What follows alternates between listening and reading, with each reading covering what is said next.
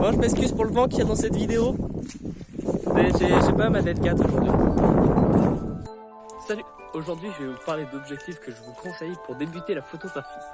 Cette vidéo s'adresse surtout aux utilisateurs des boîtiers réflexes et hybrides, où l'objectif qu'on va monter dessus a une importance.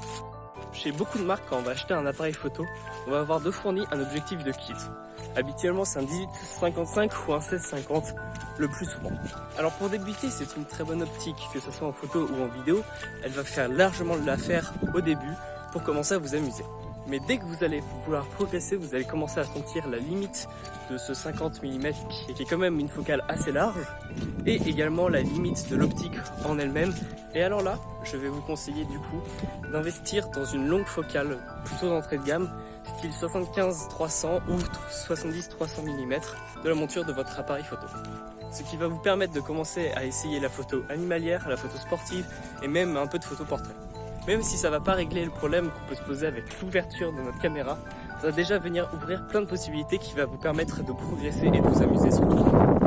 Ah, le vent! C'est le retour de ce connard de vent. Et du coup, pour améliorer ce dernier point qui est la photo portrait, je vais vous conseiller plutôt d'aller voir du coup des optiques fixes à grande ouverture. Si vous savez pas ce que c'est que l'ouverture, je vous invite à vous référer à ma première vidéo sur débuter la photographie. Mais en bref résumé, l'ouverture ça permet de venir avoir de la profondeur de champ, en fait du flou derrière votre sujet. Du coup je vais vous conseiller une optique style 35 mm de 8 ou 50 mm 1.8. C'est les plus réputés et franchement ça fait de très belles photos. En fonction des marques, elles valent entre 100 et 200 €, tout dépend. Mais n'oubliez pas qu'il y a également les alternatives comme les montures M42 qui permettent d'avoir des optiques vraiment de très bonne qualité pour des prix très abordables. Le seul inconvénient c'est que nous allons avoir du coup une mise au point qui va être manuelle et le réglage d'ouverture qui va également être manuel. Du coup comme vous avez pu le voir dans la vidéo balade photo, nous avons surtout utilisé un objectif 50 mm à 1.8 ou 55 mm 1.8 qui nous permettait justement de venir jouer avec les cadres et également de booster la créativité.